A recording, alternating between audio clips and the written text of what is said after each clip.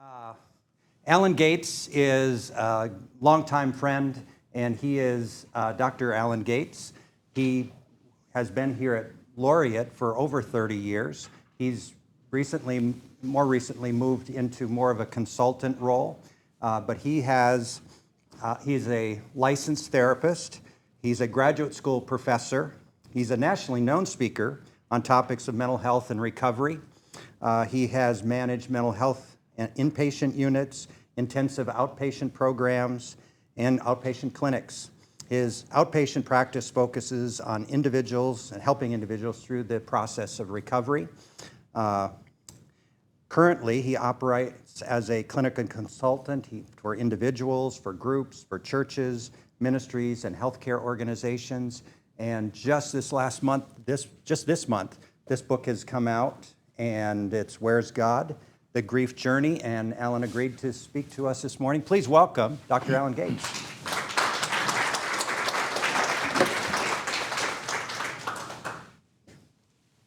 Do I need to do something with this? Put that around your right ear. Okay. This right here? That right ear. Okay.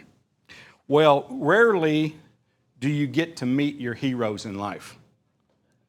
Turn it on. Does that work now? Rarely do you get to meet your heroes in life, and today I get to meet two of my long-term heroes, and that's Tim Reside and Tim Peterson. These guys have been heroes of mine for 25 years since I've known them. They're tremendous people that love God, love the Lord, and are passionate about helping folks process through this idea of mental illness and mental health and grief. And so I am truly blessed to get an opportunity to get a chance to speak this morning. This morning, someone in your life woke up and last night their parent died, their spouse died, a child died, a family member died. Somebody you know is in this process of grief. And they're going to look towards you to say, what can I do to help? What can I do? How can I be a part of that process? So I'm going to share with you today a very incredibly simple model about what you can do to help somebody in the grieving process. Part of this is that I have experienced it myself. My boys were kindergartner and third grader, and I was headed through life with my wife, who was a nurse, worked in a neonatal intensive care unit, and I was a Sunday school teacher of a young couples married class. I was a deacon, doing what I thought in our lives as we thought God would have us do. And she woke up one morning, just as I said a few minutes ago that might happen to you. She woke up one morning and said, I don't feel very well today. I think that I'm going to see our family physician. And I didn't think much about it. She called, got an appointment. Our family physician happened to be somebody who I knew. He called me about 1:30 and he said, your wife is so sick, I can't get her off the exam table. I'm like, what? Just in a couple of hours span? He said, yes. So they called the ambulance and admitted her to an ICU. What we didn't know at the time is that she had contracted a virus in the ice as she was a neonatal intensive care nurse, and she had contracted a virus from a baby that she was working with, and that she had adult respiratory distress syndrome. I'd never heard of it. I had no idea what it was. They admitted her to the ICU, and through a period of the next 7 days, she got worse. And in the the ARDS, what happens is your lungs freeze up. Her lungs begin to freeze up. And she, being a nurse, said, hey, I'd like to see my medical records, as she was having trouble breathing. And So because I worked at that hospital, I was a director at that hospital, I was able to access my medical records. Back in the old days, you could do that kind of thing.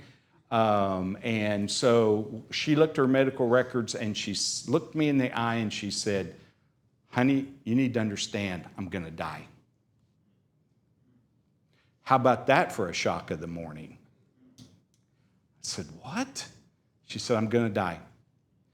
And so, being a good Christian and a deacon and a Sunday school teacher, I had people praying for us. And I thought, you know what? This is going to work out great because God is going to miraculously heal her. We're going to have this great story of recovery and healing in life because that's the way God does things, right?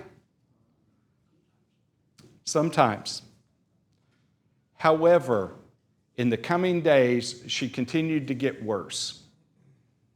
And at day 21, they medevaced her to a hospital in Arkansas, where it was a children's hospital where they had an ECMO unit. An ECMO unit for newborn babies where they circulate the blood outside of the body. So here we have a neonatal nurse who's an adult admitted to a children's hospital in Arkansas to an ECMO unit. Well, you can imagine what the staff, they wanted to come and know her story, right? So I was able to share Christ with staff after staff after staff after staff as she laid there with the blood circulating outside her body as I looked at her. And I was in such shock. I said, "Dear God, please at least don't let me have to make a decision about turning the machine off." Guess what happened? Yeah. At some point, I had to make that decision. Because when they unhooked her to change the filters in the ECMO unit, and they checked her brain waves, and there was no brain activity, although they were keeping her body, continued to keep her body alive. So that started a very important grieving journey that I was on. And she was the kind of person that she would give her life for Christ for people to come to know Christ. I said to God, "You've got the wrong person. I'm not equipped to take care of a kindergartner and a third grader, God." But here I am on this journey and an opportunity to share with you guys years later. So let's look at a couple of things in this grieving process. Grief comes in a lot of different forms, does it not? We normally think about the death of somebody as the grief process, but we grieve a lot of things in life. I now have a torn meniscus. I'm grieving my physical health. You know that as you get older. You know, I used to run and then I would say, I would jokingly say to people, "Well, I'm praying to get hurt so I can stop running." Well, I'm not running anymore with the torn meniscus. But we all have things we grieve. It may be finances. It may be the loss of a job. It may be our physical health. It may be our mental health. But this process of grieving is common to us all and common to people that you know. Some of those areas, as you know, the death of a loved one and suicide, divorce, loss of job, some of the things that we've talked about. Grief is the normal and natural response to loss. Matter of fact, those who grieve the hardest are those who love the most. You can see that in the way that people talk about their own grief. And this experience of grief indicates our ability to care for and relate to other human beings. We know that Jesus experienced this grieving process, did he not? Lazarus, we know he experienced it in the garden, and we see this process play out. So it's a very common experience, and it's an experience that you will have and that we all have and want to have, actually.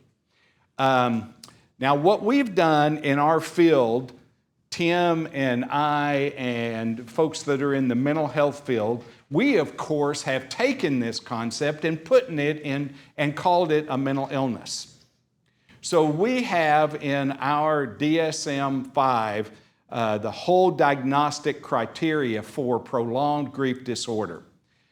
Prolonged grief disorder, the research tells us, affects about 20% of people who are grieving. Even though this grieving is a natural process, there still are folks that obviously get stuck in this process, and we call it prolonged grief disorder. And it has its very specific kinds of symptomology that we look for as we're treating people. Feeling as though part of oneself has died, which you will feel that. A marked sense of disbelief about death, avoidance, difficulty reintegrating life, intense emotional pain, emotional numbness. So feeling that life is meaningless, intense loneliness as a result of the death. This part is the disorder. The natural part is what the other 80% of us experience. So, the why question. This is the one that folks struggle with, that we struggle with. Why did God allow this to happen to me?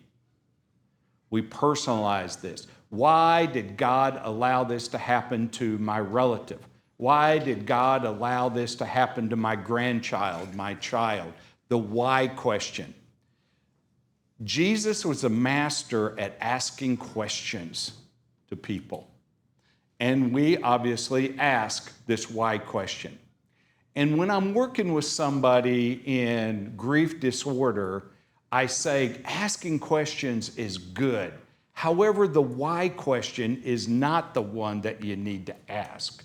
The one that you need to ask is the how question. Because the because answer is we don't know. But the how question is how do I move forward? How? So we want to help people move from the why question, and you're going to hear that, to the how question. How do you move forward?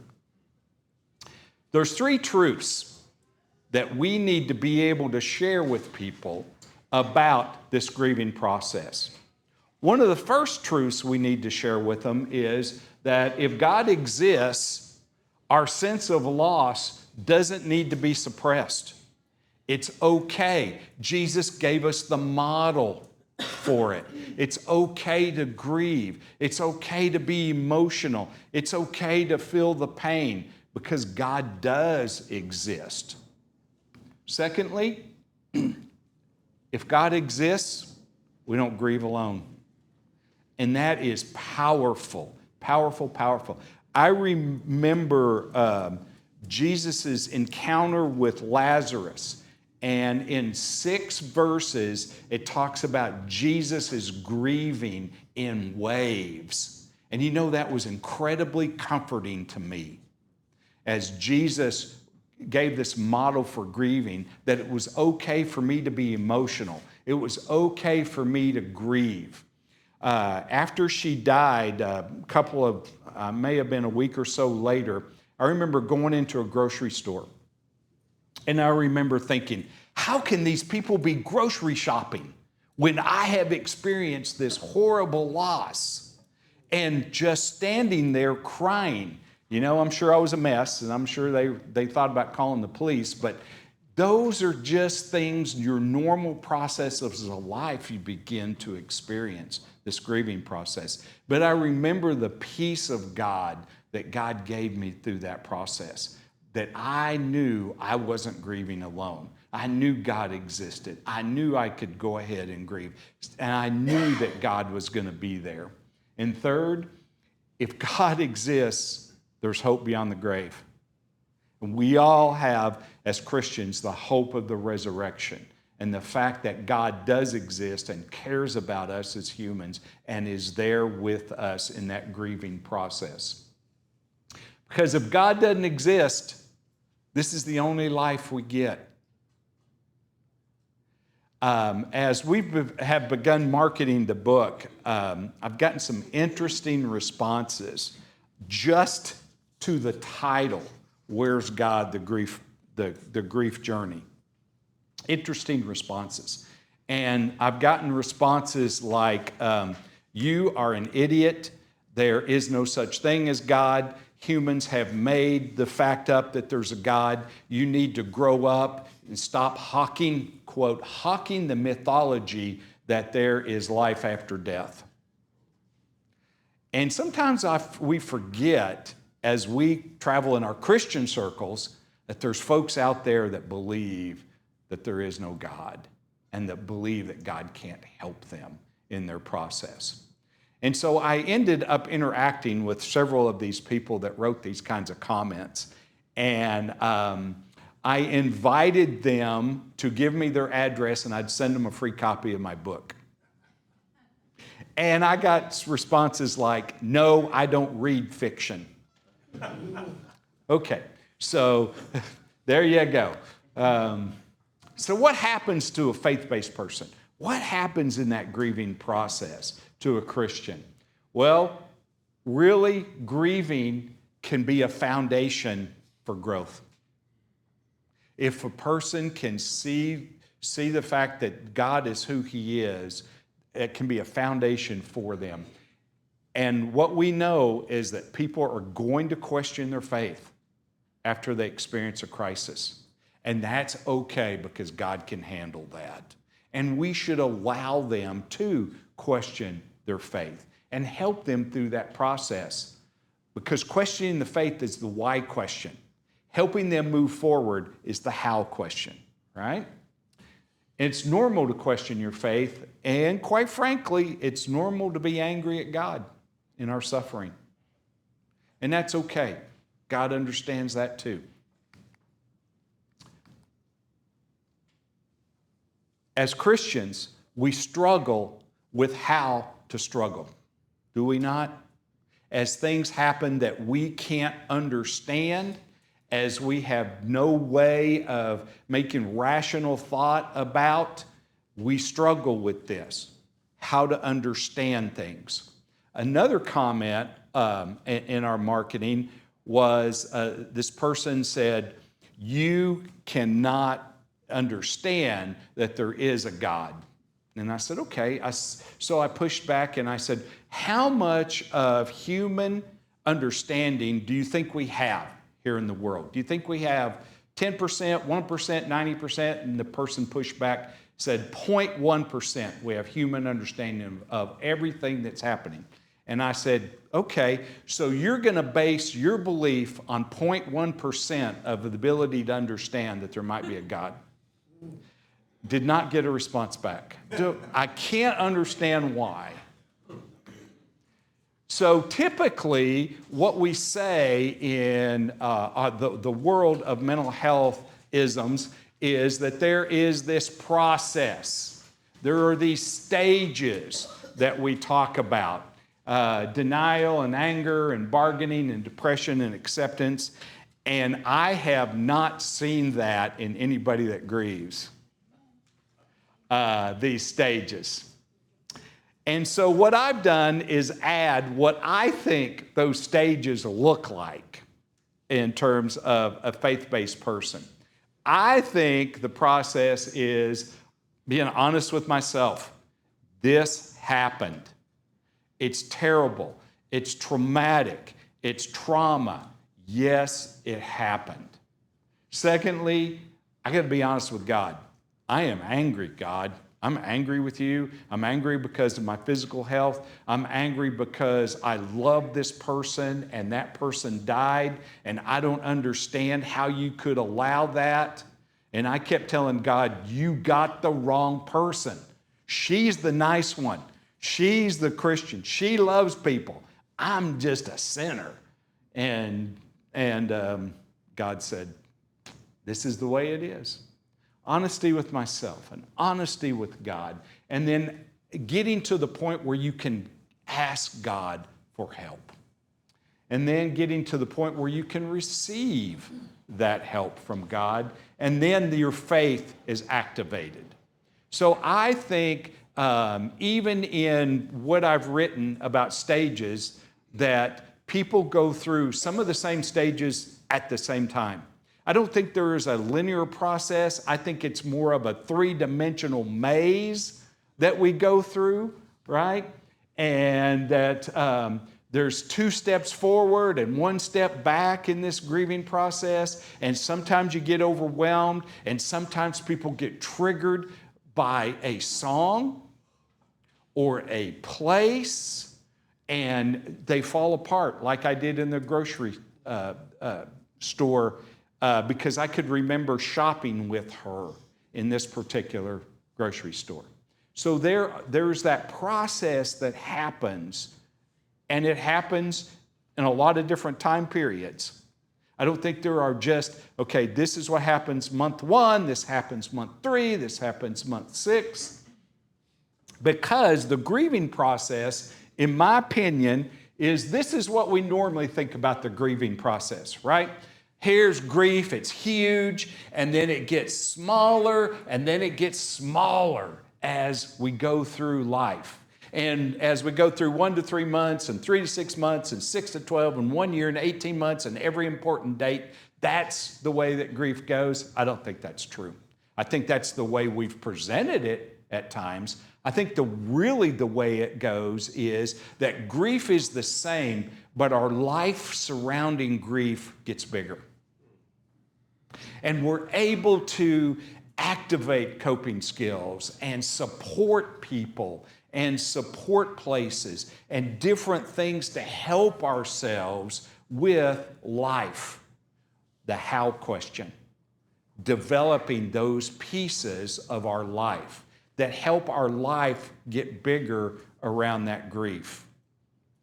So for the first, she died on September 20th. My birthday is September 16th. She died on September 20th, and our oldest son's birthday is the 27th of September. September is a bad month for me, and was for years and years and years and years. I couldn't celebrate my birthday, and the staff knew it. They knew not to give me birthday cards or a birthday cake and the kinds of things normally that staff does, because I would grieve that process and usually lay in bed, take a vacation week and lay in bed for a week, asking God, why, until I could get to the how question. Well, how did Jesus do it? What I wanted to do as I begin to think about a model is think about, well, what did Jesus do? How did Jesus do it? What was Jesus's way of working with people so that I could develop some kind of model that made sense to me, because I'm an incredibly simple person, and if I can develop a simple model that I can remember when I'm in front of grieving people, I could do something with it. So, first of all, Jesus dealt with the whole person. Physical, emotional, relational, spiritual. Jesus did the whole person. And he asked questions. Notice how many times Jesus is asking questions of people. Now, he had a plan, obviously, of where the questions were going to lead, but he allowed people to think. And that's what we have to do, is to allow people and help people think through the feeling process, putting the rational thinking in control of feelings. Because if you get stuck in your feelings, you won't move forward. He defined the problem and talked about new ways of thinking, right? And sometimes he didn't use the word sin or faith in interacting with people. He had compassion for the grief that people had. He emphasized right thinking and right behavior. He sought to have people accept responsibility for their own actions. And dramatically, which is what we need to do, is to help people gain hope. So, what I wanted to do was to put together a model that was so simple, again, that I could understand. This happens to be my 3-year-old grandson at daycare, and they pray before the meals, and Jameson fell asleep in this position. He's asleep. So if I put you asleep today, it's not my goal, but I wanted to use this as an opportunity to say the model is going to be so simple, you can use it. You walk out of here today and helping somebody in grief, right? All right. So I've used the cross to help us with the points because you can remember the cross, and there are 4 areas that I work with with a person in grieving. And I call them the 4 H's: hope, help, have, and hear. Hope, help, have, and hear. And so the first section is on hope. Hope is to encourage healthy attitudes and information about the problem, and basically to challenge people's irrational thinking about things. Jesus wanted people to think right and act right, and we need to help people with their irrational thinking processes. Help is starting and stopping, and I got that out of the book of James. The book of James talks about behaviors that we need to stop and behaviors that we need to start. And these are what I call the short-term interventions in the help process. And then have a plan. And patients that work with me, I use 9 words very specifically with patients I work with. And the 9 words are: have a plan, work the plan works. Have a plan, work the plan works. And so folks that have been with me over 4 or 5 sessions go, I know, have a plan, work the plan works. Yeah, that's it. You got it. So these are the long-term coping skills. And then I want people to become healthy enough so they can hear from God. Healthy enough so they can hear from God.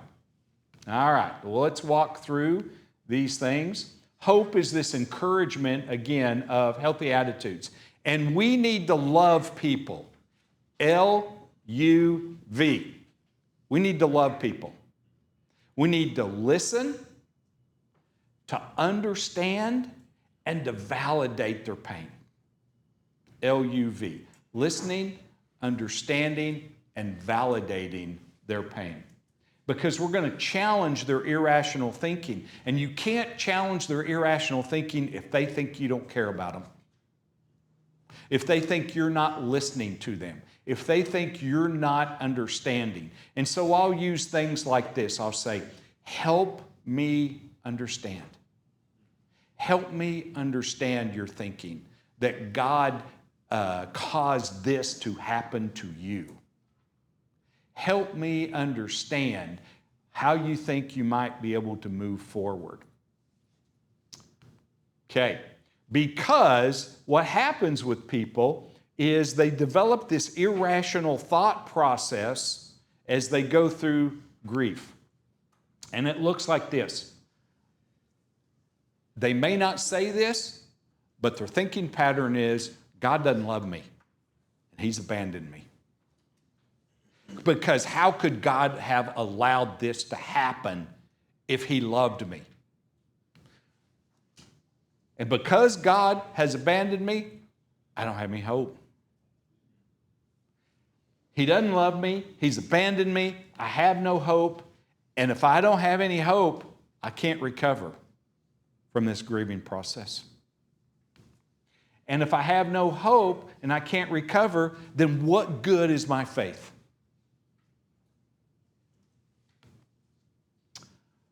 But our rational thinking process, or helping people with the how question, is to say, God does love you and He hadn't abandoned you.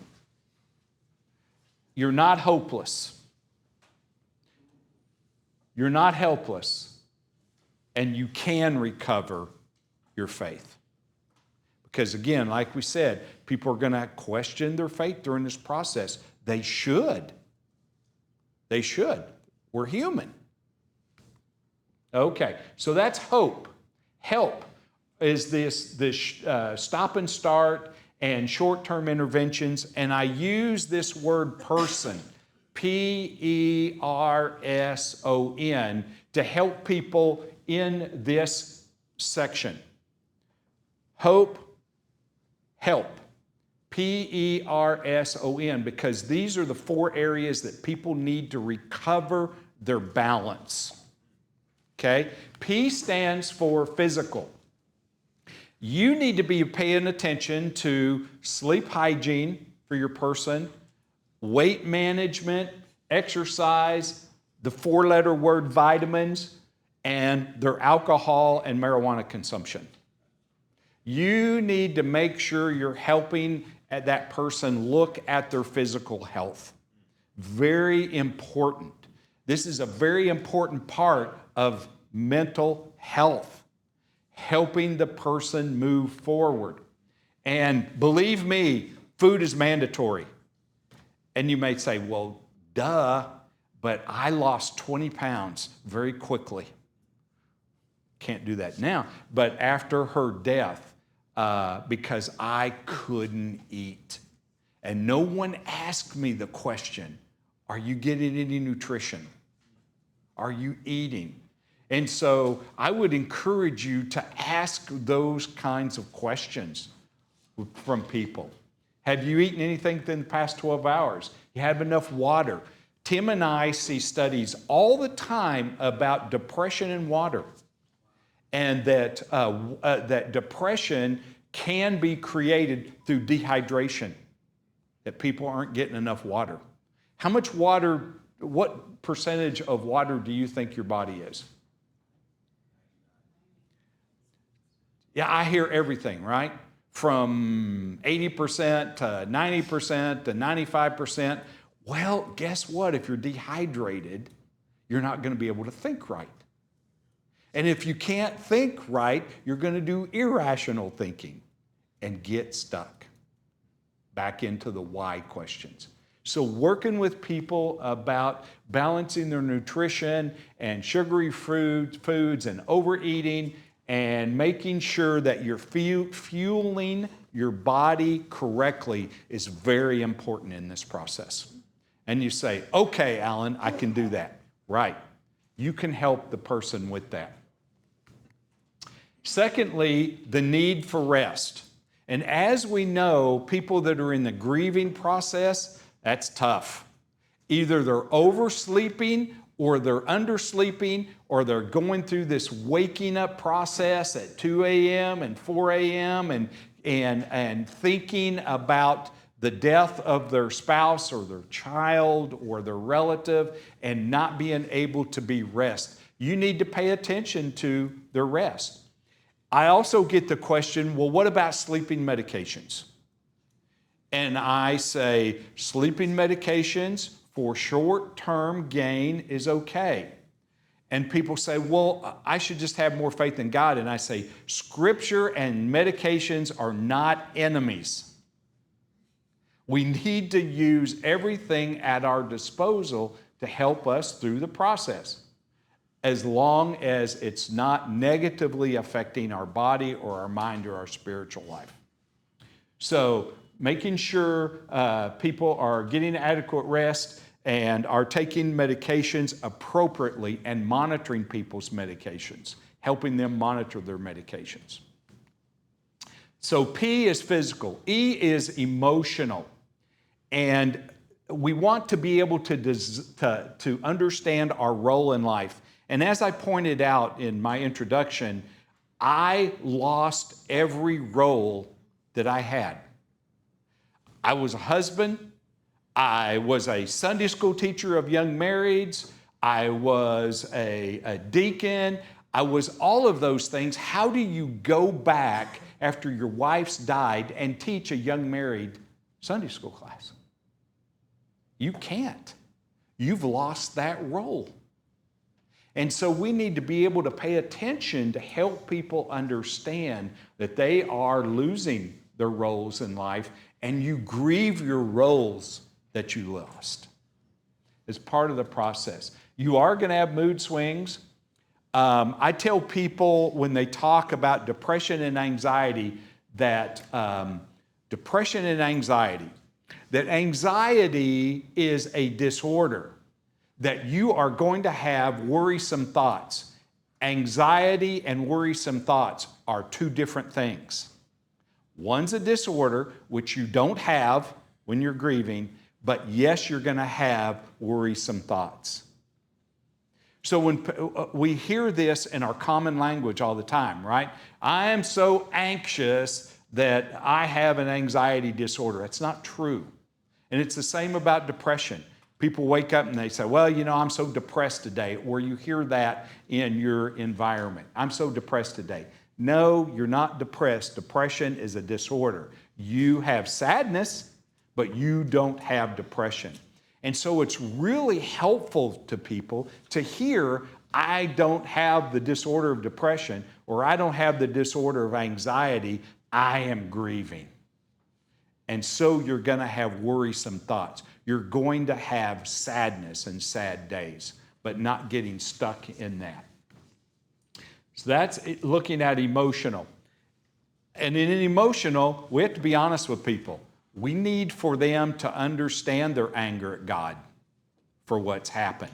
And so you need to have a series of questions that you can help people with. And I've put some up there, tell me about somebody or something that upsets you. People who don't know about this process can say some rude and incredibly stupid things to you. The first Sunday I went back to church after my wife had died, a guy came up to me and he said, if she had just taken this specific vitamins, she wouldn't have died. Oh, thanks. People say some incredibly stupid things to you. They don't know. They don't know what it's like. So I was not only angry at God at that point, but I was angry at him at that point, right? I was also angry at myself because I kept thinking, I am in the healthcare field. I know all of these physicians here at the hospital. I know the infectious control physician. I know each one of the physicians. How come they couldn't have cured her? I was angry at myself because I thought, well, maybe I should have taken her to here. Maybe I should have taken her there. And people will have those kinds of angry thoughts at themselves. So helping people process through that. So that's physical, emotional, relational. And I talked about start and stop, which I got out of the book of James. So in order to have 3 points in a poem, start, stop, and set, right? Who do you need to start being around? Who would be helpful? What support systems do you need to generate? Because people feel lonely and isolated and feel like no one has ever had any experience like this. So we need to help folks with who do they need to start being around? Who do they need to stop being around? People that are going to say things like, well, at least you have your other children. At least you have your 2 boys. At least you have your physical health. People say things that, are just, they don't have any idea what it's like. And then what are who do you need to set boundaries around? because there are going to be some negative people who are going to come into their lives at that point. All right. The pain of being alone. Making sure that you're talking to your client or the person that you're interacting with about loneliness, because people can make really bad decisions in their loneliness. I am not even going to tell you about the bad decisions I made. Spiritual. Faith becomes a huge issue for people as they begin to question why God allowed these things to happen. But there are some consequences as people get into irrational behaviors, as they get into alcohol, or they get into marijuana, or they get into overtaking medications. Those kinds of violations of their own values begin to happen. So I've put together and given to you a spiritual history. I like to do these spiritual histories with people. And I probably stole this from Tim Peterson at some point, this whole spiritual history thing.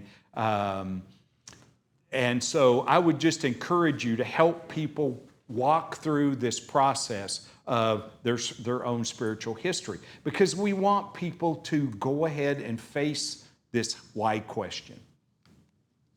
So P-E-R-S-O-N. So what does O-N mean?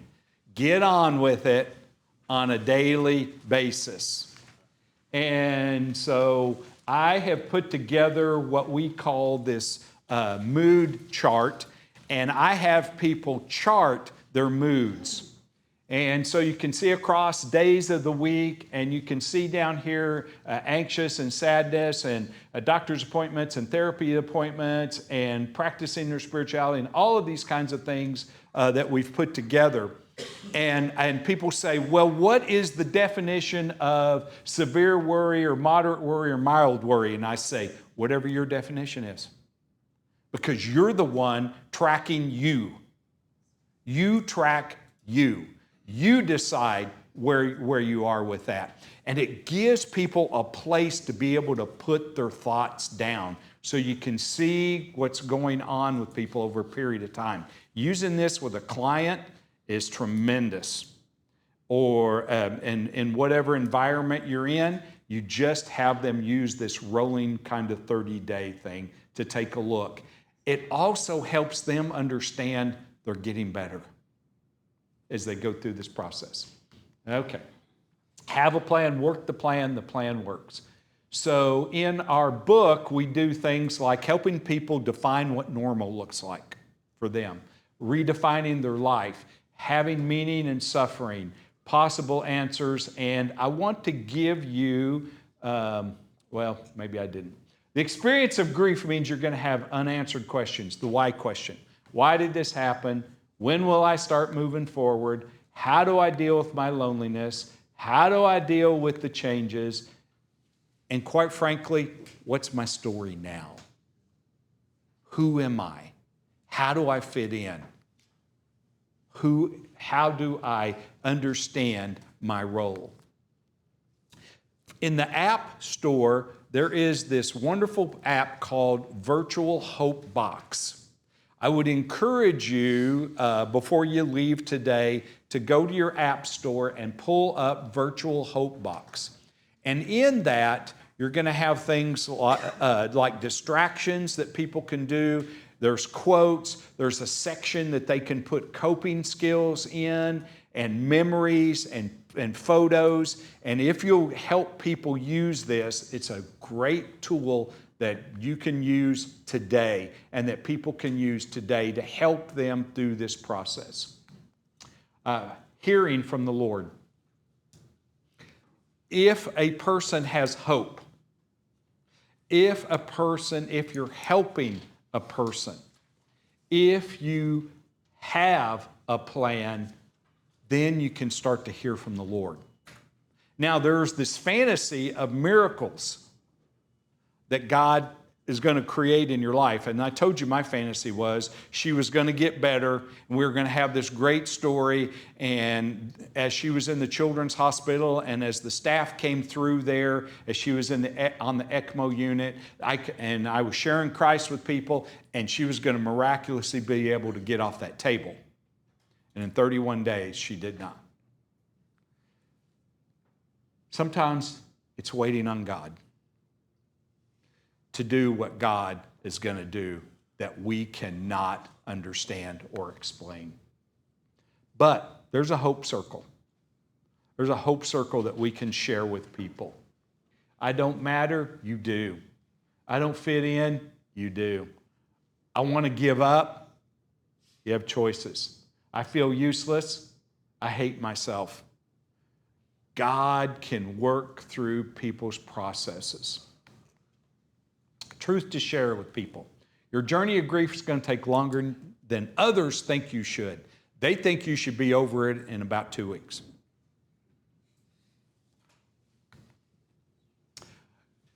Man, you're going to have good days and bad days. And I tell people all the time who are struggling with grief, if you have a good day, do it. Have a good day. And people say, but if I have a good day, people will think I don't remember my loved one. No. Have a good day because they're few and far between. They're rare. Go ahead and experience it. You're going to have good days and bad days. Your present relationships will not stay the same. We had 2 really, really close couples that we traveled with and went on vacation with.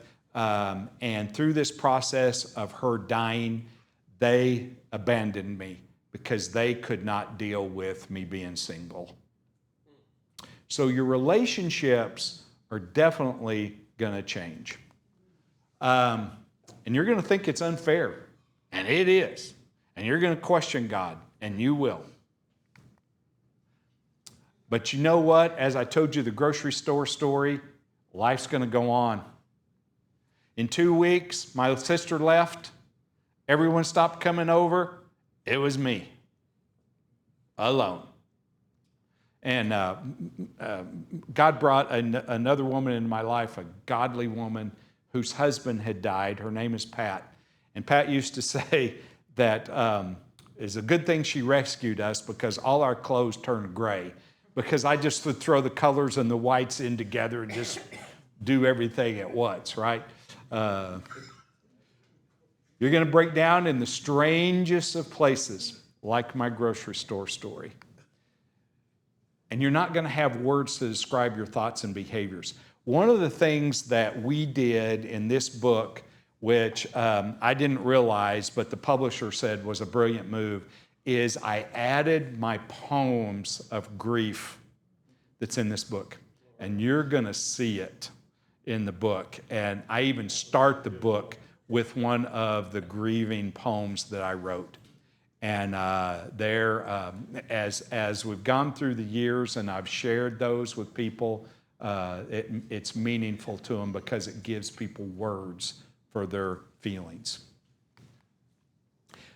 And you know what? There's going to be a miracle. This is our family today.